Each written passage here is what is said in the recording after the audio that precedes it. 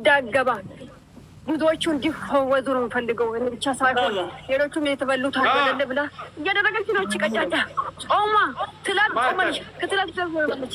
ወላሂ ወላሂ ጾማለች። አልደከማትም።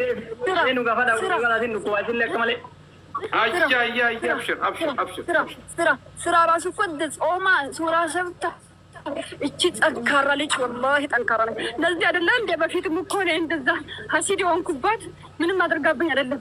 ልጅቷም እንደተባለ ጎበዝ ትሆናለች። አሁን እኔ ወሬ አልፈልግም። ወሬ አታምሽብኝ። እሺ ምፈልግ በጣም በቃ በኋላ ድጋሜ ስህር ካረኩባት በይ ኡስታዝ በእናት ካደረኩበት ሁለተኛ እሺ ልቤ ወይኔ እንዳሞ ዛሬ በመኪና አክሲደንት የዛን ቀን አላህ ይገልብጠኝ በይ። ወይኔ ልጆቼም ይሞታሉ ካሉ አናማ ያኸብኝ አያገባኝ አይመለከትም። ቀጥይ እና በአክሲደንት መሀል እዛ ያስቀረም እሷም እየለመነች ሰማታል። እሱ እንግዲህ አላህ ደግሞ ያደርገዋል። ወላሂ አላህ ያደርገዋል። ወላሂ ያደርገዋል። ስንት ያደርገው በዚህ በቅርብ ጊዜ ስንት ያደርገው እሷ ለመለስ ጀምሮ አድርጎ ምን መለስ ከሆነ እንግዲህ አሻዳ እየደለ የመጣሁት እንግዲህ ሌላ ስለመጣሁ መሰለኝ የፈወዘኝ እንጂ ስንቴ ገብቼ ስንቴ ትራክ በልቶኝ ነበረ። እሷ ካደረገኝ ቀን ጀምሮ ያንተ ሰማታል። ሰማታል ስልምሻ መሰለ ሰማታል። በደንብ ነው የሚሰማው በደንብ እሷ ሁሌ ቦታ የተቸገረ ሰው አሁን በቅርብ ምንም ስሜን እንዳይነሳ ብላ የሆነ ሰው የጓደኛችን ጓደኛ ረዳች። ልጅ ሴትዮ ብለም ተደብቃለች። ረዳቻት። በቃ ስሜ እንዲነሳ አልፈልግም እኔ ከአላህ ጋር ብቻ ነው ስሜ የምነሳው። ከእናንተ አትጻፉ፣ ስሜን አትጻፉ ብላ ስሜን አትጻፉ አለች። እኔ ስም አልፈልግም እኔ አላህ ያውቃል አለች። ከአሁን በኋላ ስህር ካረኩባት በይ አሻዱ አላህ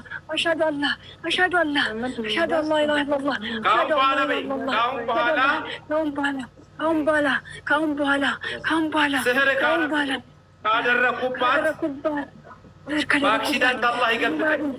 አላህ በሰው ይገልብጠኝ። አክሲደንት ይገልብጠኝ። እየገለበጠኝ ነው። በቃ በሷ ራሱን እንኳን አንተ ተክቢራ በይና ቀጥ ጃኖችን ላናግራችሁ ጊዜ ገደልሽ። በቃ አንቺ ጊዜ አይገባሽም። ሰባት ተክቢራ በይና አላሁ አክበር አንድ አላሁ አክበር ሁለት አላሁ አክበር ሶስት አላሁ አክበር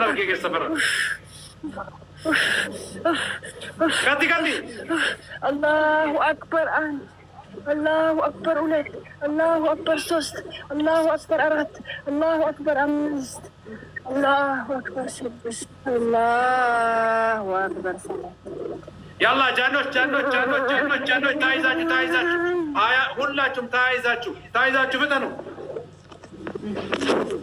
እንወጣለን በሉ። እቺ ፈሪ ሴትዮ ፈሪ ናት እሷ።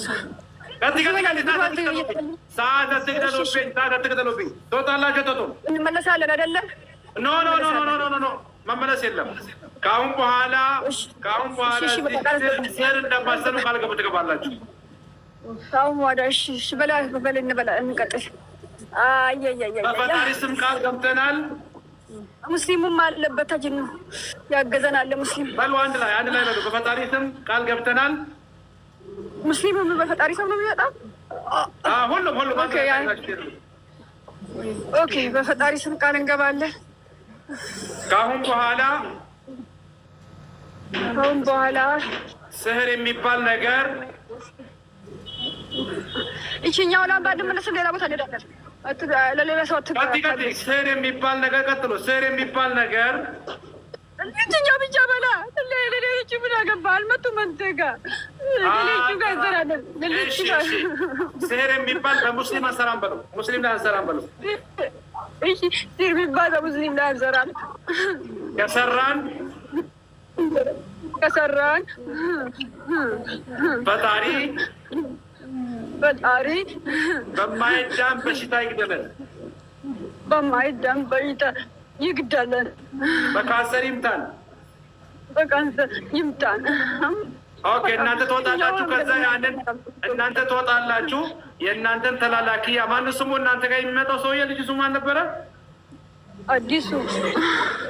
አዲሱን አናግረዋለሁ። እናንተ ጨዋታ ሰሙኝ። ሰባት ጊዜ ቀጥሉ። ጨዋታ ሰሙኝ። እሺ ዋው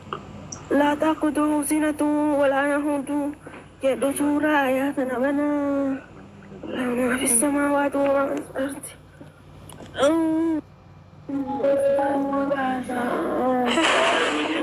من الشيطان الرجيم بناكم بناتي بسم الله الرحمن الرحيم الله لا إله إلا هو الحي القيوم لا تأخذه سنة ولا نوم له ما في السماوات وما في الأرض من ذا الذي يشفع عنده إلا بإذنه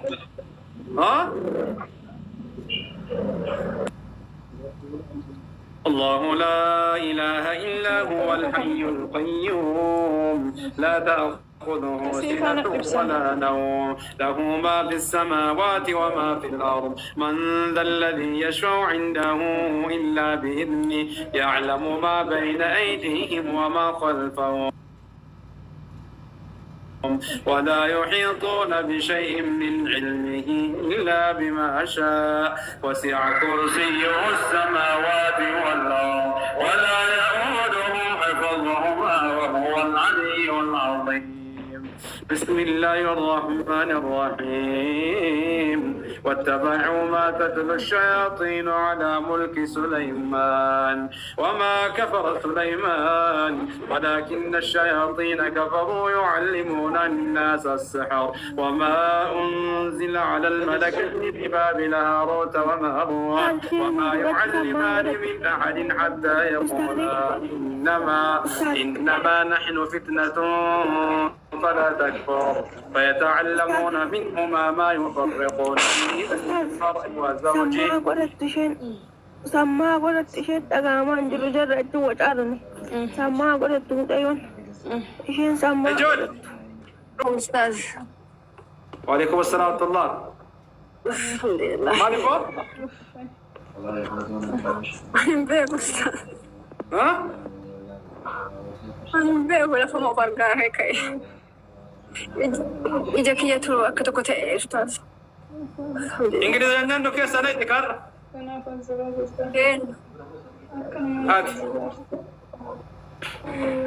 إنجليزي عندنا بيك What happened? Nanti tekuna what happened? What is this?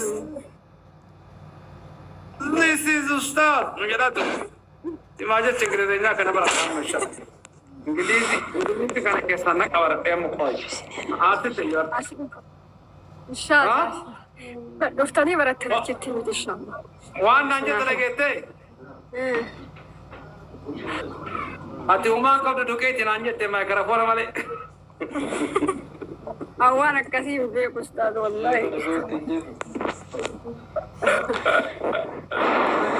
ما kerapor kena male umang kau tu nanti.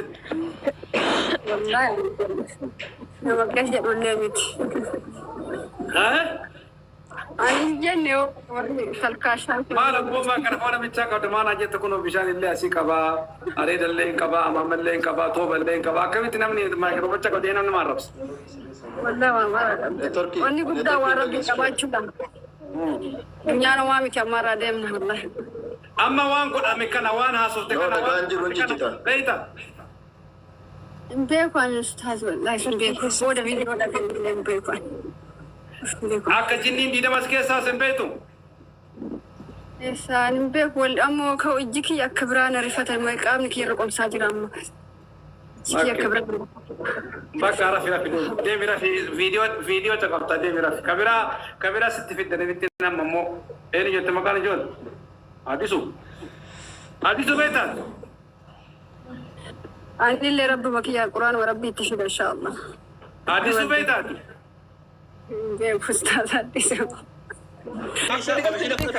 كوميشن سير رب كوميشن يشومبر وان دليدر تواو جتسي كفاله مرامي يا غرو يسوتو دوغور وانت تيسان يسوتو دوغور مالي كوميشن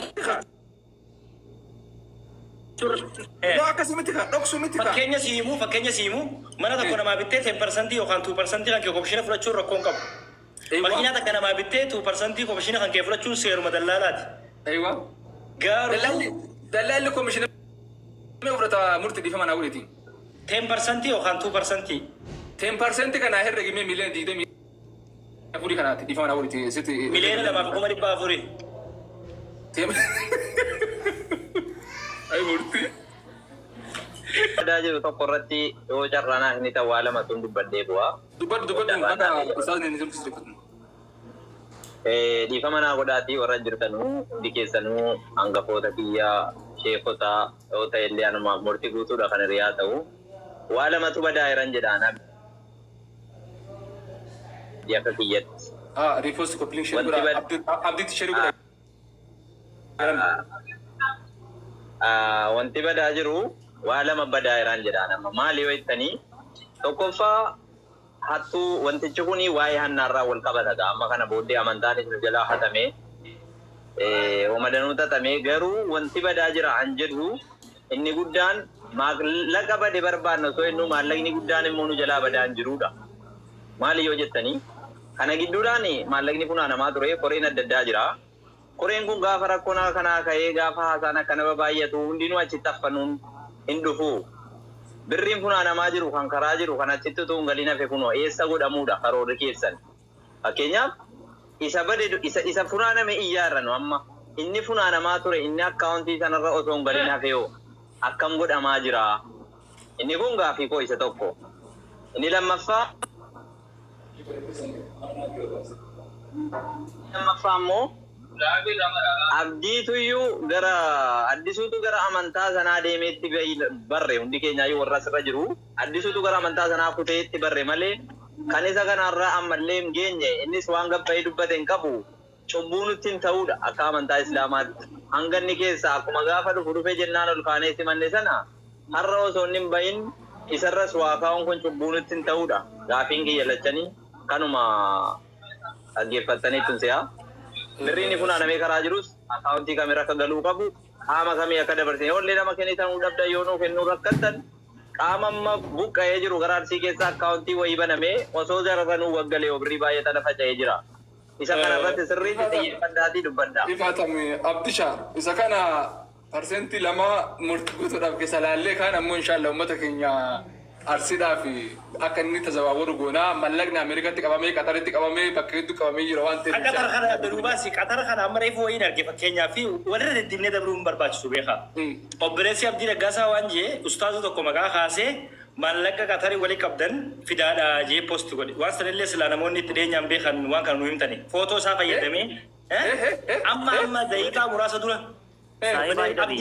Addisuu Raggaasaa nama wayii meeshin godhee suuraa isaa poosatee maallaqa walitti qaba. Haydar Abu Zarriin galcha. Abaa Zarriin fida. Abaa Zarri walii qabee? No, Abaa Zarris, atis, Abdiinis.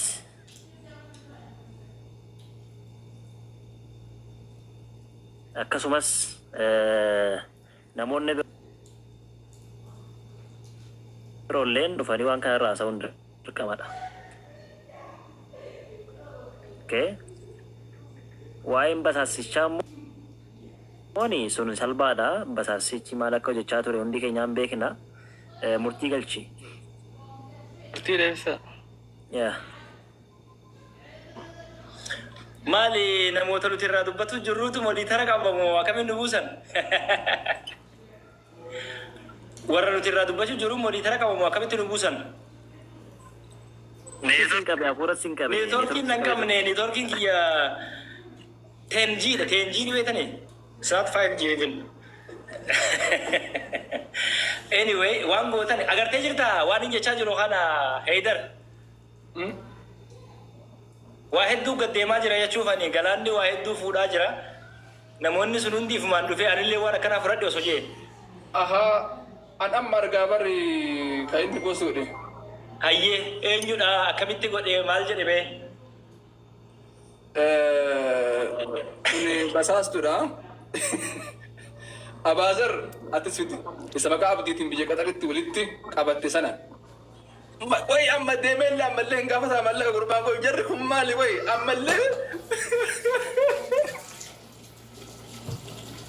jarri kun koy kaayyoon jira maali? Kaayyoon jira gaa kanuma. La addisuudha baru. Addisuudha baru. Ebar addisuudha. atis fidi isa mallaqa abdii isa maqaa abdiitiin biyya qadaritti walitti qabate sana ariifadhu mana siree fi hoteela maqaa abdiitiin nyaattee fi bulte mallaqa isa kanaafuu didde erga dafii walitti qabii ergii dafii ofis nyaattee maqaa abdiillee nyaatanii Haidar dhiifama golaati akka kootti amma waa'ee maallaqaa duwwaa irratti fookas godha. Abdii amma fakkeenyaaf amma abdii musliimatti hin beekaa. Abdii arrabsuu siin barbaadu xiqqeessuu siin barbaadu. Even namni abdii arrabsuu illee barbaadan yoo jiraattanii please dhiisa. Arrabsaa arrabsachaa hin jiru arrabsuu yeroo wadan dhiisaati. Amma maal gochuu qabdu namoota amma maqaan naamaa jiran namoota amma maqaan naamaa jiran kanniini nuu fidaati. Abdiis dhufee waa'ee maallaqaa kana qofa irratti fookas godhamee osoo haasa'amee natti tolaan waa'ee maallaqaa duwwaa irratti namoota sanitti osoo hin dabriin garuu an akka yaada kiyyatti amma namni kun hundi wanni azala taa'uuf beeytanii Haidarii tana dhaga'uu barbaada. Maali Haidar waa lama nuun jedhe takkee mucaan bira jiru san fidaa yookaan immoo tu'ani dhugaan dho'isu yoo bada malee waan jiru isinii hime jedhaa ture. Takki dhugaa jiru san atummaan himi jarriin amantu jechuuni yookaan ilatti mucaa san finnee dhufna hagasiin obsi jechuunidha. Angaruu akka yaada kiyyatti keessaan kan filadhu wanni gurbaa amantii biraa sanillee osoo hin jiru jechuun ka abdii bira yeroo inni dhukkubsate ture san jechuu kiyya.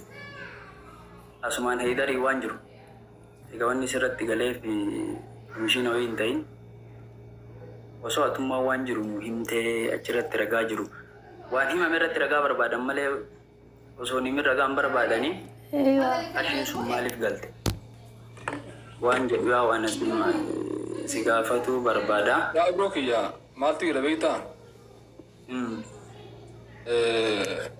Wanni jiru haqiqaa Ustaaz Habiib murtii galcha jedhana. Ustaaz Hamdi haqiqaa dubbiidha. Mucaan bar dubbiyyuu gabaabsee bare. Mee namni miilee digdama hin gammachiifne fi qalbii isaan tasgabbeessine kumni dhibbi sadii maal isaa godha kennaa bira kun qabu. Tokko jedhu. Namni mucaan kun hagam akka inni kijibu ummanni Oromoodha. Ummanni Musliimaa quba qaba. Dheengadduma galgalaan mana shari'aa gammadaatti ani miilee sadii qofa qabaa. Ibro nan sobe ani meeqa qaba meeqa dhabe jedhe. Sadii qabaa torba dhabe. Miileen sadii qabaa torba dhabe torba naa guuraadhaa jedhe. Akkanuma akkanaami. Isteetimentii qabatee mucaan gad baheetti mul'isee kennaan dhugaa kan keetti miileen 15,500 akkaawuntii hiriiraan waa'ee akkaawuntiidhaan hin beekuu jedhe. Indee ara rabbi sodaadha uummata musliimaa gara qalbii kisanii deebi'a. Nama garaagarummaa sa'aatii jahaatti an isteetimentiin beeku amma argee bar miileen 16 isin jettu dhugaadhumaa. Indee maal rabbiidhaati? An si jammarre